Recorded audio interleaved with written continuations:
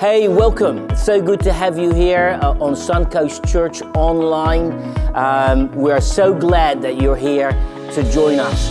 I don't know about you, but I've been reading a great book. It's called Excellence Wins.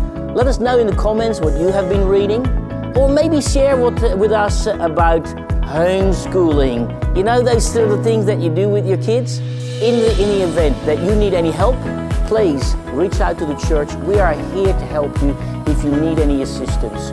Please don't hesitate to get in contact with us. Hey, you know, if you are thinking about getting married, or if you have been married for 50 years, we are having a marriage course. This is a great time to invest into your marriage. So, registration is going to close very soon, so don't procrastinate, don't put it off. Do it now. Get online, register. Hey, soon our pastor Jono is going to share with us a message, but before he does, we wanted to show you a back view of what happens in the life of Suncoast that is happening during last week. While our building sits inactive, our church certainly isn't. In fact, we're more active than ever, just different. We are still 100% engaged in meeting the needs of our local community, finding ways to get resources to those who need it most, like here, at Care. And let's be honest, sometimes what we need most is a really good cup of coffee. Thanks, John.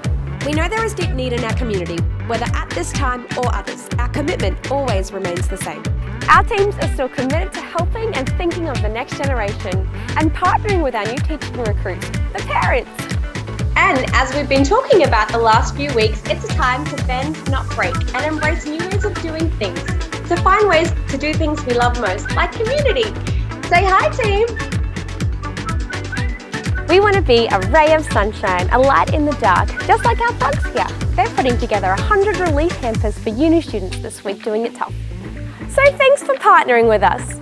Your generosity and your giving enables us to spread the message of Jesus through every season of life. We're grateful for all of you who give so generously, who steward your finances in such a way that you enable the church to be a shining beacon of hope in our community and for our friends and our loved ones. Thanks so much, church. Well, a massive hello to you wherever you are watching this from, and obviously to everyone who calls Suncoast Church home, praying for you, love you, with you in this, and for all those tuning in from Canberra at Impact Church. Can't wait to be with you again. Hope you're all doing well and you're never far from certainly our prayers, and hope you're having the best time right now. Today I want to speak into perhaps a tension we're all experiencing right now in one way or another. And you know, as much as there's big things going on in the world right now, we all experience it pretty personally. And there can be a common narrative that we're all journeying through, but we, again, experience it on a personal level. And there's a tension that I think is real to all humans. And I want to look at ways that maybe this particular tension, we can navigate it, engage with it, particularly as Jesus followers. And if you're not someone who would say you're a Jesus follower, a Christian, or you even believe in God, I'm hoping maybe you can at least relate to this tension. Maybe you find there's some great validity in the Jesus way of doing things that might indeed bring some peace and certainly some help to your life as well. And to illustrate the tension I want to talk about today, I came across a tweet this week, and I know particularly if you're Australian, we don't engage too much in Twitter, but needless to say, every now and again, I kind of get on Twitter, and I came across one tweet, or at least some replies to a tweet. And when I read it, I went, this perfectly sums up probably a tension that a lot of us are feeling these days. And here's the tweet, right? one guy writes, masks don't work, quit being woke, to which someone then clearly sarcastically replied, but with the tone and a bit of honesty, thank you for protecting those most vulnerable. Now, you kind of got to laugh at this, but at the same time, maybe you're rolling your eyes at this, or maybe you feel strongly about this. And I'm certainly not trying to make an opinion about what this is bringing up or give my take on this whatsoever. I merely show this to, again, highlight in, picture form. I think attention, in one way, is we all feel.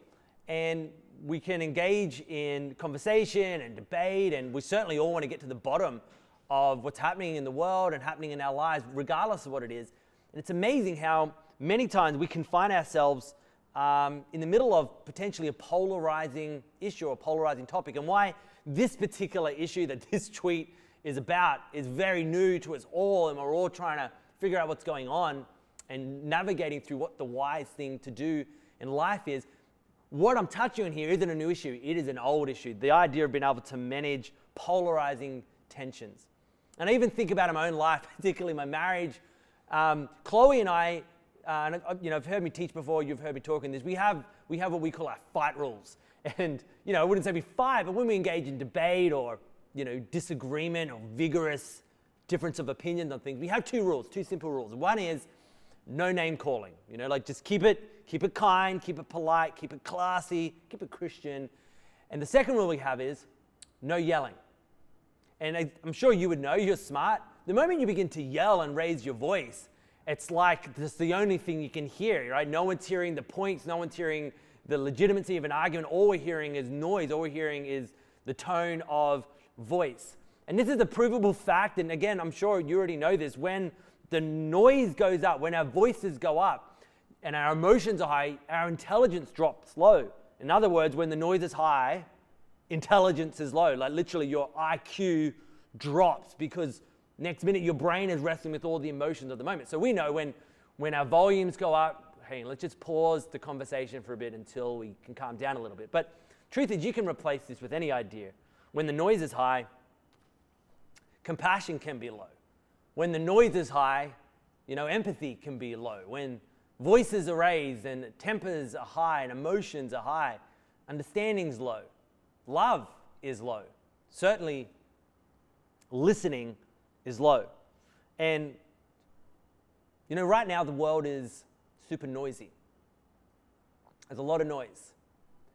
And, I can only speak on behalf of my experience and my generation, but it seems to be more noisier than ever. And voices are getting louder. And it presents a tension for us where we're all trying to figure out how do we differentiate with all the competing voices and ideas. You're probably trying to lead your family, lead your own life, lead your own mental health and ideas, trying to differentiate between, what's actually harmful and what's helpful, what's hateful, what's hopeful. And that can be difficult. We're all trying to navigate life best we can. And when it comes to all the noise in our lives, we don't even have to go looking for it anymore. It finds you. And if you're a Jesus follower, if you're someone who would say you're a Christian and you follow the Jesus way, I'm hoping that your ultimate goal isn't when you engage with the noise and engage with opinions and engage with ideas, that your goal, your ultimate goal, isn't simply to prove your position or to prove others wrong, but rather it is to find the Jesus way in everything. Because I am convinced, and certainly hope you can be too, that there is indeed a Jesus way for everything. And for the Jesus followers here, you'd know this, that our faith wasn't just supposed to be practiced in some environments while ignored in others. It's not simply for a church building or a worship service or a prayer meeting. Our faith is for every area of life because Jesus is for every area of life. And as we'll discover, what I'm hoping for us to learn together today is the Jesus way, particularly when it comes to divisive ideas or maybe polarizing view on things. The Jesus way always seemed to lead to hope. The Jesus way always seemed to lead to heaven. Ultimately, the Jesus way always seemed to lead people to look up. Not simply to look left or to look right or to different sides, or to look that way or the other way, forward or backwards. It has always caused people to look upwards. to look towards where their help comes from. And the Christian would say, my help comes from the Lord. And so when I'm engaged in discussion and disagreement and ideas and I'm not sure what to think or what to do, and when I open my mouth and I speak, I often ask myself this question. I want you to ask this question today too. Am I helping people when I open my mouth to look up? Because I certainly don't want to be responsible just for more noise, to more opinions, and I'm certainly not discounting the importance of speaking into things and sharing wisdom and sharing ideas, but I do ask this fundamental question. When I open my mouth and when I engage in particularly things that are emotions are involved and there's noise involved and things are loud, I want to make sure I'm not simply adding to the noise. I want to make sure I am helping people to look up, to know that ultimately our help and our hope comes from a Heavenly Father. I don't want to be responsible ultimately for filling people's lives with more fear, with anxiety and worry. Listen, if you're a Jesus follower, if you're someone that call yourself a Christian, I want to encourage you, determine in your life and every time you open your mouth, you're not trying to add to people's anxiety or panic. There's plenty of that to go around in the world. We have an opportunity as Jesus followers to bring more hope into the world, to bring more light into the world. I want to make sure I'm helping to fill people's life with good news. I don't want to simply stoke the fires. I want to help stoke people's faith. And so here's where we find Jesus in today's scripture. And we're going to read from Luke's gospel. And Luke writes the account of Jesus last week before he was crucified. And this is an amazing scene. I've got to set up the scene for you. Jesus was in the temple every single day teaching. Now in Jerusalem, in ancient Israel, the temple was like the epicenter of their cultural life, their civic life, and their religious life. In many cases, their even political life. And so in the week leading up to Jesus' death, where he was going to atone for all the sins of mankind, he was questioned, he was prodded, he was put on trial in many cases, and ways to kind of stand before the leaders of the day and let them see who is this man and what is he about. And this is where we find the scene with Jesus today. And Luke writes, one day Jesus was teaching the people in the temple courts, proclaiming the good news. And the chief priests and the teachers of the law together with the elders. So these are important classes of people that were essentially the governing body. The chief priests and the teachers were kind of like elected officials, while the elders represented the people. They're of the people, the lay members, if you would. And they came up to Jesus. And they questioned him. And they said, tell us, by what authority are you doing these things? Who gave you this authority? And I want to pause there for a moment because this helps set the context and the scene of what Jesus says next and what we can learn from the Jesus way. They asked him a question about authority, about his authority. And to understand what they meant in this context, 2,000 years ago in ancient Israel, about every 2 or 3 generations in Israel, there would come along a rabbi who they would deem had authority, a rabbi with authority. Now, a rabbi without authority had to teach scriptures, the Old Testament, what we would call our Old Testament scriptures, the Jewish scriptures. They had to teach them in the same way that their rabbi taught him. And a rabbi's way of teaching was referred to the rabbi's yoke. And he would pass on that yoke to his disciples, right? So what he would bind and loose, what he would forbid and allow, these were his yoke. And his disciples essentially had to carry on that yoke. But if you were a rabbi with authority, that gave you the right to make up your own yoke. And this is amazing. So every single yoke or every single teaching from a rabbi in Israel could be traced back somewhere in the history to a rabbi with authority. So you'd hear one rabbi teaching like, you're the same, stream of teaching as that rabbi back then, and this named rabbi. And what would happen is if you wanted to be a rabbi, essentially go to like rabbi school. And when you'd graduate from rabbi school, they would baptize you. And the reason for that is they would baptize you essentially every time you change social status. And so for a rabbi then to get their own, this is important, their own authority, at their baptism, they had to have 2 witnesses, preferably rabbis, who would affirm their authority. And so in the case of Jesus, and if you've read this account before, you can find it in any one of the Gospels. And if you're not familiar with the Bible, the first 4 books of our New Testament, Matthew, Mark, Luke, and John, they essentially biographies of Jesus' life, you'll hear about the account of Jesus being baptized. And John, who was a rabbi, John the Baptist, baptized him. And at Jesus' baptism, he affirmed Jesus and said, "Behold, the Lamb of God who takes away the sins of the world," right? He affirmed this guy was different. This guy can have his own authority. But again, he needed 2 witnesses. And due to the silence of everyone else at Jesus' baptism, one person spoke up. And indeed, it was the person, God.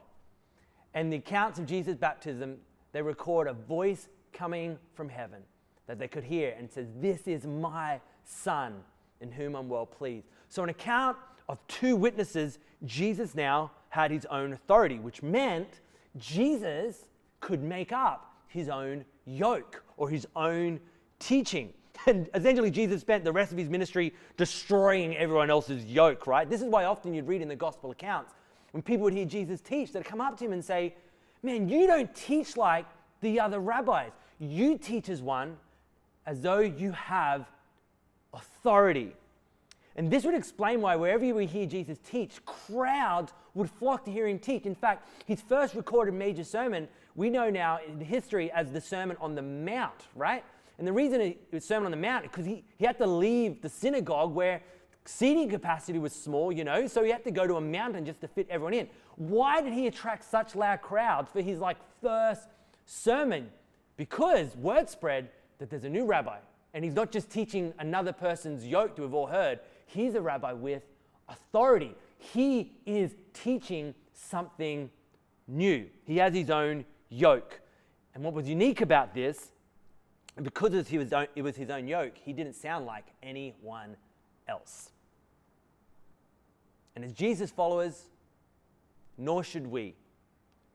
We too should sound like Jesus, who didn't sound like the rest of the world, who didn't sound like the other teachers, who didn't sound like the divided opinions of his day. He was unique. The Jesus sound was unlike anything else. And as Jesus followers, what can we learn about how to engage in particularly polarizing times where the noise is loud, about the Jesus way? And so they asked Jesus. They came up to him and they said, "Whose authority do you do this on?" Jesus replied to them, and this reply is amazing. He said, "I will ask you a question. Tell me, John's baptism," this is the same John who baptized Jesus. He said back to them, he goes, "Was it from heaven or was it from human origin?" Great question. So they got together, they discussed it among themselves, and they said, if we say from heaven, he'll ask, "Well, why didn't you believe him?" Because John obviously testified about Jesus. He's like, "Well, why didn't you believe him?" But if we say, and again, they're discussing amongst themselves, if we say it's of human origin, all the people, they will stone us, they'll criticize us, they'll tweet about us, they'll post about us, they'll stone us, a bit worse, right? Because they were persuaded that John was a prophet. And so sandwiched in between, whatever decision we make, we're going to upset someone. Whatever decision we make, we're caught between a rock and a hard place. So they finally replied to Jesus. And tell me if you can relate to their reply here. They answered, "We don't know." We don't know. And before we look at Jesus' reply here, I want us to learn from these ancients. Because remember, these were people who loved God, people who were passionate about their faith, people who were passionate about their people who were passionate about truth. And they even stood there and said, "We're stumped. We don't know." And it reminded me of, funnily enough, an ancient rabbinical saying that rabbis have been teaching for a long time. And it highlights this tension well. And they would often say, "Argue for the sake of heaven, not for the sake of power." In other words, the point of us engaging in rigorous discussion and wrestling with ideas and wading into attention and looking at all the perspectives and all the sides, the point in this isn't to be right, to be proven right. The point is to find out what is right. Right? I don't want to argue for my position and to make my point. I want to argue for the sake of heaven. I want to argue for the sake of truth. Argue for the sake of hope. And just to be personal, how this has worked in my own life recently as a pastor, over the past 18 months, man, I find myself, as I'm sure you do too, regularly sandwiched between impossible situations. And on one side, I got people, if you think of the tweet earlier that I showed, vying for one perspective and other people vying for another, and both have these arguments, and I'm supposed to have an opinion and to lean onto one side or the other. To be honest, I've taken my cue from those who Jesus stumped, and at times I just have to say, I don't know. And you know what? You're allowed to say that too. And at times I think we feel we have to have an opinion and we have to be settled on something. This isn't a cop-out. Sometimes it's okay to say, look, I'm no pro at this. I have only the same access to information you do. I actually don't know. There's great liberty in being able to say that. In fact, sometimes it comes from a humble place to be able to say, I don't know. But where does my faith come into this? Where does your faith where does faith come into this tension? And I've said this before if you've heard me teach, and I think it plays into this in real time. When I'm mindful that I'm facing or engaged something that I actually don't have no kind of compass for, and I don't know, I'm mindful that I'm always to hold all my ideas, all my opinions lightly, but to hold my hope tightly. And I would encourage you, particularly for those of you that follow Jesus, and in fact, I would encourage all of you, if you're engaging this, you hopefully have your curiosity about faith, wherever you stand on it. We should always, have that humble demeanor, to be open-handed with our thoughts, our ideas, to know that you and I aren't the authority on all things. We're not a genius and an expert at everything. So hold your ideas lightly. Hold your ears open, your heart open, your brain open. Hold your ideas lightly. I want these to grow. I want these to mature. I want these to develop. But in all things, I will hold my hope tightly. And when I'm not sure about something, it's when I lean into what I am sure about. That God is faithful. That God is for us. That God is wise. That God is able. My hope isn't in princes. My hope is in the God of heaven. I will hold my ideas lightly. I want to learn. I want to grow. I'm curious. But I will hold my hope tightly. And I guess this is something that I think when I'm confronted with any difficult reality, suffering, injustice, sometimes even what appears to be silence from God, in those moments, I'm willing to learn. I hold my ideas lightly. I'm not sure of everything. I sometimes just don't know. But I will hold my hope tightly. Because we have a God who we can trust. And I'm also mindful that, when I'm wrestling for, or arguing, or debating over something, there is an emotional need in all of us for control. And sometimes that innate need for us to be right about something can stem from this human need to feel like we're in control of our lives. But hey, nowhere do we find Jesus promise us control, but he does invite us to trust. And so maybe you feel a little bit out of control. I certainly feel that a lot. I certainly feel like our world is out of control. Like, I can't get a grip on it. But that's okay, because I know someone who is in control and someone who I can trust. And I put my trust in Jesus. So, back to our story. They answered Jesus and said, we don't know. We don't know where John's authority or, if his baptism was of heaven or of human origin. And Jesus replied, isn't this amazing? He said, well, neither will I tell you by what authority I'm doing these things. I want you to think about this for a moment. Jesus was silent. Now, Jesus would eventually put them straight and answer their question and show without a shadow of a doubt where his authority came from. His authority came directly from his heavenly Father, came directly from God. He would eventually let them in on that, but he knew this wasn't the time. Jesus knew this was the time. This is amazing, to be silent. I wonder if Jesus was bringing to mind one of his ancestors, the third king of Israel, Solomon, who wrote, you can read it in his book Ecclesiastes, he was like, there is a time to speak, but there's also a time to be silent. Or maybe another way where he wrote and is recorded in the book of Proverbs that even a fool is considered wise when he keeps his mouth shut. I don't know, maybe Jesus was bringing this to mind. I certainly know I bring some of these ancient proverbs to mind. But Jesus obviously in this moment saw that the right thing to do wasn't to set people straight. Now think about this. It would have been easy for Jesus to set them straight. He could have easily proved who he was, made his point, rain down fire from heaven, however you view that happening. Jesus could have easily set them straight in the moment, but Jesus, through wisdom, obviously knew that this was not the time to say it. This wasn't yet the moment. He was strategic. He was intentional. He was wise. And this is what I'm reminded sometimes looking at the life of Jesus, that sometimes silence isn't cowardice. Sometimes silence, it's courageous. When the world is noisy and people are demanding a stance, sometimes to be silent, if I learn from Jesus here, is the most courageous thing you can do. To not have to pander to one side or the other, to not have to pick an enemy, to be silent. In fact, often we'd see Jesus stand before his accusers and not say a word. Sometimes the wise thing, sometimes the Jesus way, when the noise is high, is to not add to the noise. And as you can imagine, you might be sitting here going, this is infuriating. No, say something. And this is where Jesus, I guess, debaters here kept trying to push the issue. And a few verses down in the same scene in the temple, they sent in some spies to try and trick Jesus. And that's how the story continues. It says, so spies then questioned Jesus, right? So they weren't overtly, the teachers or the elders. They were spies. And they said, teacher, we know that you speak and teach what is right and that you do not show, partiality, but teach the way of God in accordance with the truth, right? That they're buttering him up. And Jesus could see through this. But here's the question they asked. Is it right for us to pay taxes to Caesar or not? Now think of this question, right? Could you think, well, they've got him caught now. This is the question. You've got to pick a side here, Jesus.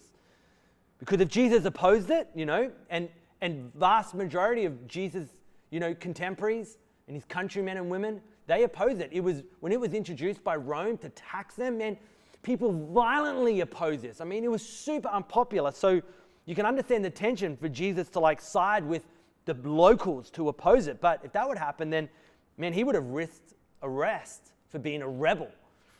But if he upholded it, he's like, yeah, you got to do it, then he risks losing the support of the people, right? So here he has a conundrum, a tension right in the middle. Which side, Jesus, are you going to pick? Where are you going to lead? Speak up.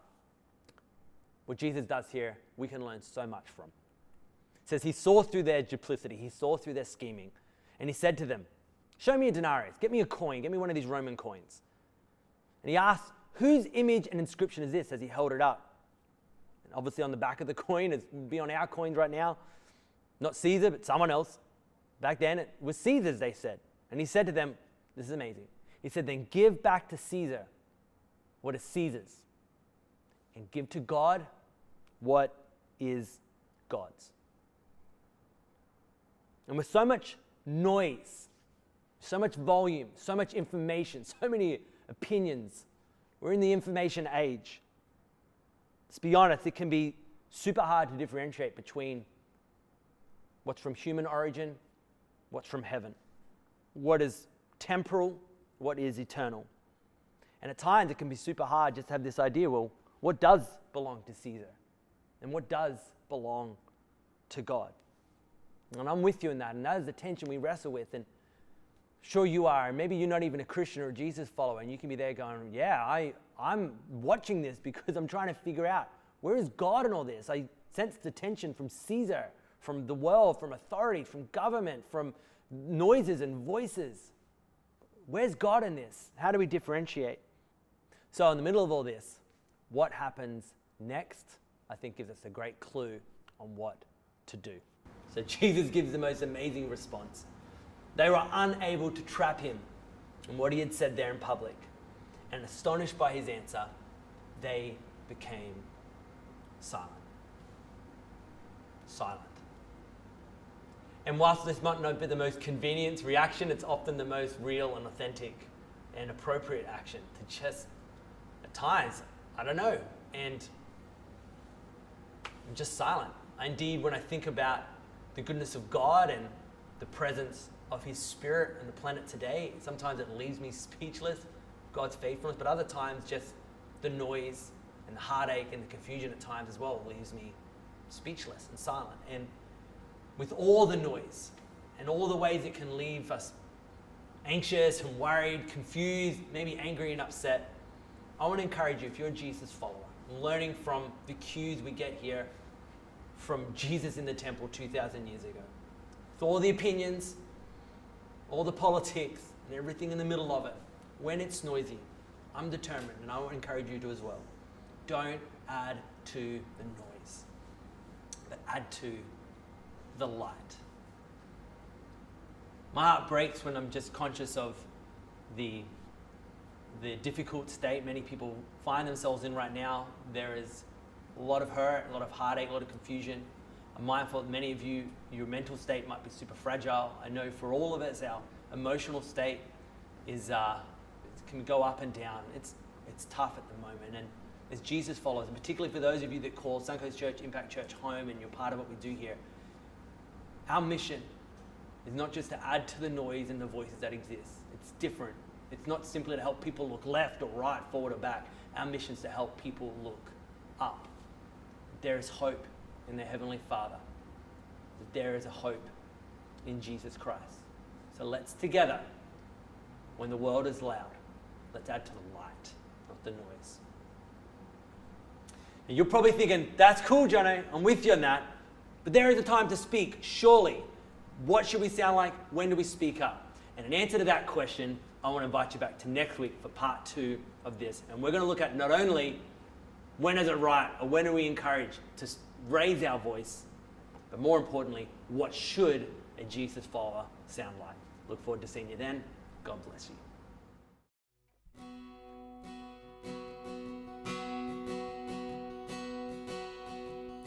He gives more grace, should our burdens grow greater. He sends more strength, should our labors increase. To added afflictions, He adds His mercy.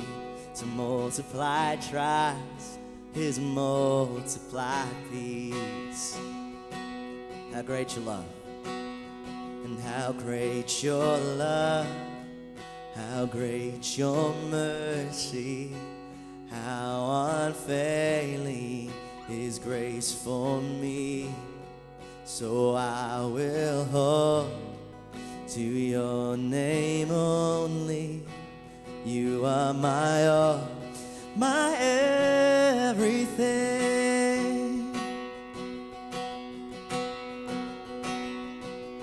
When we have exhausted our stores of endurance, when our strength has failed before the days have done, when we reach the end of our hoarded resources, our Father's forgiven has only begun. 'Cause how great your love, how great your mercy, how unfailing your grace for me. So I will hold to your name only.